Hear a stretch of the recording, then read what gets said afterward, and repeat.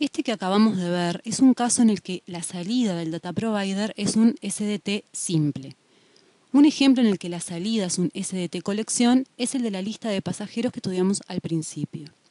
En los casos en los que la salida es una colección, el objeto que invoca al data provider probablemente necesite recorrerla para hacer algo con cada ítem de esa colección.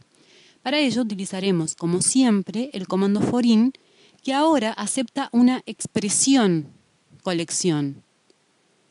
Por tanto, no tenemos por qué asignar el resultado del data provider a una variable colección para luego especificar esa variable en esta parte del comando forin. Directamente podemos hacer la invocación al data provider sabiendo que se trata de una expresión que va a devolvernos una colección, para el caso que estamos estudiando, de SDTs. También vamos a ver a continuación que también podría devolver una colección de business components y el procedimiento sería exactamente el mismo. Luego entonces recorreríamos, var sería una variable del tipo de datos SDT o business component, ítem de la colección que va a devolver esta expresión de aquí. Y luego hacemos algo con esa variable. Usualmente el output de un data provider es un SDT simple o colección, pero a veces es conveniente usar un business component como salida. Recordemos que el business component tiene en sí mismo una estructura SDT a ser llenada antes de realizar la operación sobre la base de datos. Por ejemplo, supongamos que queremos dar de alta, insertar en la tabla Customer asociada a nuestra transacción Customer dos clientes determinados. Podemos entonces programar un data provider, Customer Provider, cuya salida va a ser no ya un SDT, sino el Business Component Customer asociado a la transacción de igual nombre. Si lo que queremos es devolver una colección de clientes, dos o más, entonces tendremos que prender la propiedad collection, ponerla en true y especificar el nombre que recibirá esa colección. Y veamos que en nuestro caso estamos especificando que vamos a devolver una colección de dos clientes, uno de identificador 400 Mike Hemingway y otro de identificador 401 Jennifer Faulkner. Luego alcanzará con definir en algún objeto GeneXus, que podría ser un procedimiento, una variable, myCustomersBC le hemos llamado aquí, de tipo de datos, el business component customer y collection true, si lo que vamos a recibir es una colección de business components. Luego veamos que estamos invocando al data provider customers provider, cargando el resultado en la variable, y luego con el comando forin recorremos ese resultado. Aquí hagamos un paréntesis y veamos que podríamos directamente haber especificado la invocación al data provider aquí sin necesidad de la variable myCustomersBC. Y luego sí necesitamos una variable customer de tipo business component customer, no collection, con la cual recorrer entonces la colección de vuelta por el data provider y hacer un save de cada uno de esos clientes. Aquí debemos hacer una consideración importante y es que el business component o colección de business component de vuelta por un data provider solamente puede ser luego insertado en la base de datos a través de la operación de save. Es decir, el data provider solo llena la estructura asociada al business component tal como se haría a mano en un procedimiento. Por lo que el modo del business component resultante, el devuelto por el data provider, será insert. No puede, dentro de un data provider, hacerse un load para obtener información de la base de datos y luego, por ejemplo, modificarla o eliminarla. Veamos un ejemplo más interesante.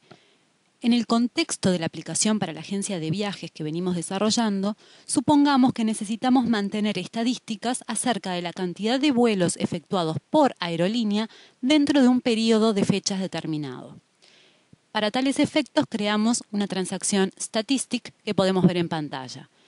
Está identificada con un atributo artificial AutoNumber, luego tiene un par de atributos para especificar el rango de fechas determinado y luego un conjunto de aerolíneas para las cuales calculamos la cantidad de vuelos efectuados por las mismas dentro del periodo especificado. Por supuesto, podríamos haber elegido como identificador, en lugar del atributo artificial, a este par de atributos. Ahora bien,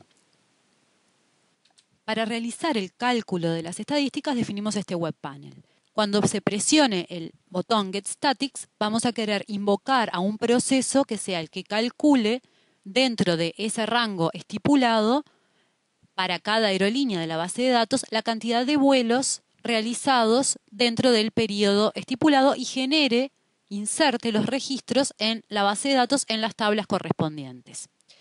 Ese proceso podríamos implementarlo a través de un procedimiento GeneXus, dentro del cual accederíamos a la tabla Flight Instance para recorrerla por aerolínea, filtrando aquellos vuelos efectuados dentro de este rango de fechas estipulado, y luego esa información podríamos o bien cargarla dentro de una variable business component para luego hacer un save y un commit de la misma, o también podríamos utilizar los comandos new para insertar directamente esa información. Aunque este último caso no parece muy adecuado debido a que la cantidad de registros que vamos a insertar es poca y siempre es preferible la opción con business component, que como sabemos nos asegura la consistencia de los datos. Con GeneXus 10 vamos a poder separar esa operativa en dos. Veamos que estamos asociando al botón getStatics el evento enter, y en el mismo lo que estamos haciendo es invocando a un data provider getStatistics, pasándole el rango de fechas determinado.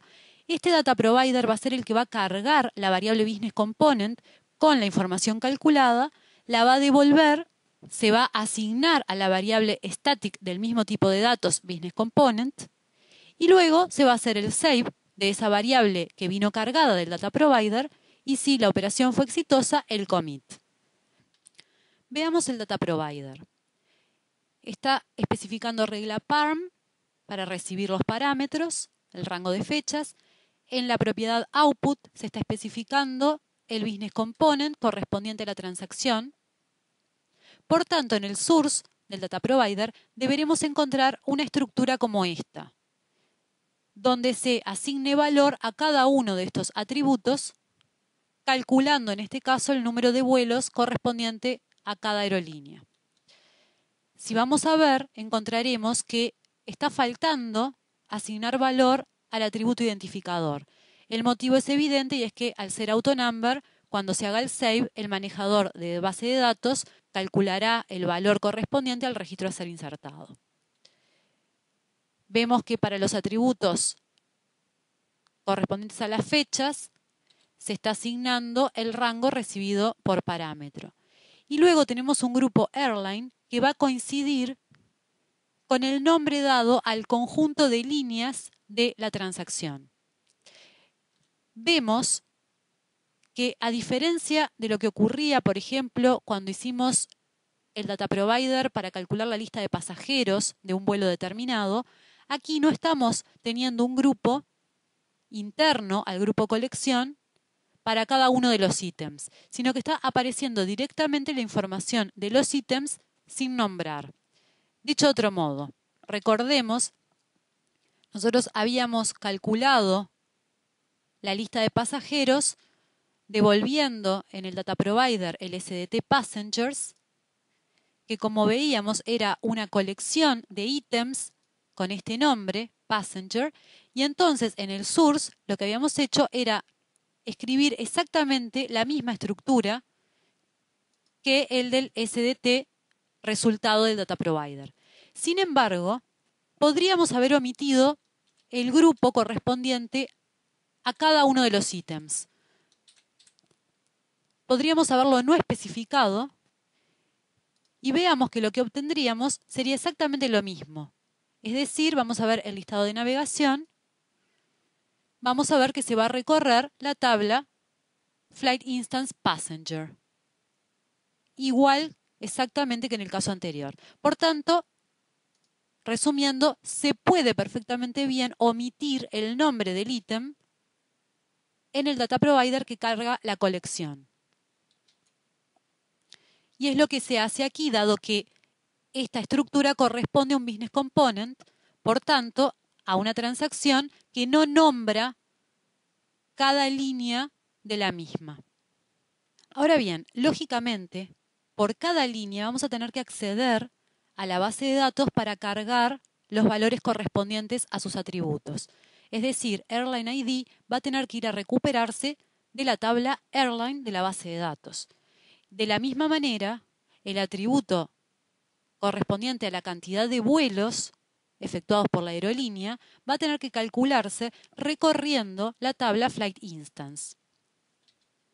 Si observamos el source, entonces podemos apreciar que se está asignando el valor del elemento Airline ID del Business Component utilizando el atributo Airline ID. La aparición de este atributo ya determina automáticamente que este grupo de aquí va a ser repetitivo y que se va a acceder a una tabla de la base de datos para ir a recuperar la información a ser cargada. En este caso vemos que está apareciendo este atributo y luego para calcular el elemento correspondiente al número de vuelos se está utilizando una fórmula local count que estudiaremos unos capítulos más adelante. Pero adelantemos que esta fórmula va a acceder, como sucedía con las fórmulas globales que conocíamos hasta el momento, a una tabla, su tabla navegada, su tabla de llegada, pero los atributos que aparezcan dentro de la fórmula no van a participar en la determinación de la tabla base donde se encuentra esta fórmula count. Por tanto, el único atributo que va a participar para determinar la tabla base asociada a este grupo va a ser este de aquí. Por tanto, la tabla base va a ser airline. Y GeneXus entonces va a recorrer esa tabla y por cada registro de la misma va a ingresar un ítem en esta colección. Ese ítem va a tener como valor del elemento Airline ID el del atributo Airline ID de la tabla Airline. Y como valor del elemento Statistic Airline Number of Flights, el resultado del cálculo provocado por esta fórmula count. Observemos lo que dice la fórmula count. Va a contar los atributos Flight Instance Date. ¿Dónde se encuentra este atributo Flight Instance Date?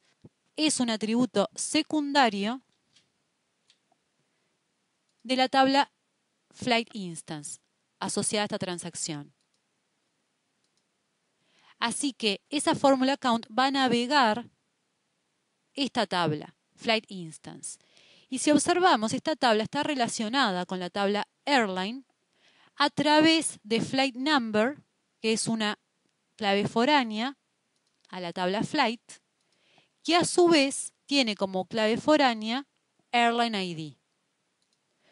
Por tanto, la tabla Airline pertenece a la tabla extendida de Flight Instance. O dicho de otro modo, hay una relación 1 a n entre Airline y Flight y 1 a n entre Flight y Flight Instance. Por esta razón es que se van a recorrer los registros, se van a contar los registros de la tabla Flight Instance que cumplan esta condición de aquí, es decir, que estén dentro del rango estipulado y además que pertenezcan a la aerolínea en la que estamos posicionados en esta iteración. Es decir, en GeneXus tendríamos la transacción statistic que mencionábamos, el web panel, y tendríamos que definir el data provider getStatistics. Veamos que la transacción tiene prendida la propiedad Business Component, de modo tal que podemos hacer drag and drop de la transacción desde el folder view y automáticamente inicializará el source con la estructura correspondiente a la transacción, de manera tal que lo único que debemos hacer es modificar los valores de los elementos por los que representan nuestro cálculo. Y luego haríamos todo lo que especificamos aquí. Estudiemos un último ejemplo antes de pasar a formalizar el lenguaje de Data Providers. Aquí podemos ver el source de un Data Provider que se encuentra definido en la misma KB en la que se encuentra la transacción invoice que podemos ver. Intentemos deducir cuál será el output de este Data Provider. Tenemos un grupo invoices, el grupo raíz, que tiene un elemento date al que se le asigna la fecha de hoy. Luego podemos ver un grupo today invoices que tiene cláusulas order y where, como las de un for each.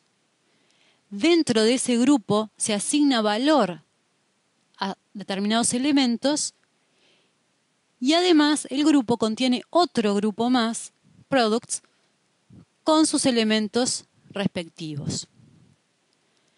Si observamos cómo se calculan los elementos del primer subgrupo Today Invoices, vemos que se está refiriendo al atributo Invoice ID, Customer ID, que es una clave foránea en la tabla Invoice a la tabla Customer, Customer Name, que es un atributo de la tabla Customer que se infiere en la transacción Invoice a través de Customer ID, e Invoice Amount, que es una fórmula global que calcula el total de la factura.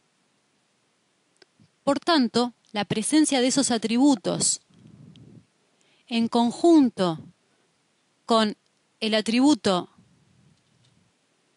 Invoice Amount para el order e Invoice Date para la cláusula where, nos hace concluir que para cargar esta información se deberá acceder a la tabla Invoice, iterando sobre la misma, ordenando por Invoice Amount y filtrando solamente aquellos registros que tengan en el atributo Invoice Date el valor de hoy. Por tanto, este grupo será repetitivo. Estará compuesto por todas las facturas que macheen con esta condición de aquí. Luego tenemos el grupo Products, que está anidado dentro de este otro grupo Today Invoices. Si observamos los atributos que componen el grupo, nos hace concluir que para cargar estos elementos habrá que acceder a la tabla Invoice Detail. Por tanto, Products también será un grupo repetitivo. Pero en este caso, al estar anidado a este otro grupo, sucederá exactamente lo mismo que con un par de for each anidados. Es decir, si las tablas están relacionadas, se producirá un join. Por tanto, en este caso, para cargar cada ítem de esta colección, se accederá a la tabla Invoice Detail filtrando por aquellos registros que cumplan que el Invoice ID, que es parte de la clave primaria de esta tabla, coincida con el del registro del grupo superordinado en el que se está posicionado en ese momento. Así que podemos ver que hay una analogía entre grupos anidados y for each anidados. ¿Cómo será la salida de este data provider? Habíamos concluido que este grupo iba a ser repetitivo, por tanto iba a tener varios elementos en la salida, y este otro también iba a ser repetitivo. ¿Qué pasa con el grupo raíz, invoices? En este caso no se trata de un grupo repetitivo por la presencia del elemento date, con un valor fijo today. Imaginemos que tenemos la tabla invoice con estos datos, asumiendo que la fecha de hoy es esta de aquí, y que son los únicos dos registros que pertenecen a esta fecha. ¿Qué estructura va a tener entonces la salida de este data provider? Va a ser tal que va a contener un elemento date con la fecha correspondiente al día de hoy, y luego, por el grupo Today Invoices repetitivo, vamos a tener entonces una lista o colección de ítems que no tienen un nombre aquí. Podríamos haber especificado otro grupo acá para cada ítem individual, pero no lo hemos hecho, con la información de cada factura de la base de datos. Observemos que la primera factura que sale listada es la 3519, dado que estamos ordenando por el atributo Invoice Amount. Y si volvemos a la tabla, vemos que el invoice amount menor es el de esta factura. Vemos que entonces para esa factura 3519 se están cargando los valores correspondientes, Customer ID 12, Customer Name, asumamos que John, el del cliente 12, y el amount 200. En nuestro ejemplo habíamos dicho que esto era una fórmula, podría ser una fórmula redundante en todo caso, o no estar presente en la tabla. Por simplicidad la colocamos aquí para que nos fuera claro de dónde se toman entonces los valores de los elementos. Y por último, este ítem contiene otro elemento, products, que esta vez también, como habíamos dicho, será repetitivo, por tanto va a ser una lista de productos. Aquí nos pasa lo mismo que en el caso anterior, es decir, tenemos un grupo repetitivo, pero no tenemos un grupo para dar nombre a los ítems. Si asumimos que la factura 3519 tiene dos productos, el 23 y el 20, entonces esta lista estará compuesta por esos dos productos y nada más. Cuando llegamos a este caso se ha cargado entonces la primera factura ordenada por cantidad y se han cargado los productos correspondientes a esa factura. Y luego tenemos que entonces generar un nuevo elemento en esta colección Today Invoices para la siguiente factura, la 3518, que si asumimos que tiene un solo producto, así nos quedará entonces la información resultante. ¿Cuál es, por tanto, la estructura del SDT que deberemos definir como salida de este data provider? Será esta que vemos aquí. Destaquemos otra vez cómo en el SDT damos nombre a los ítems, pero en el source no es obligatorio colocarlos como grupos. Ahora sí, pasemos a formalizar el lenguaje de data providers.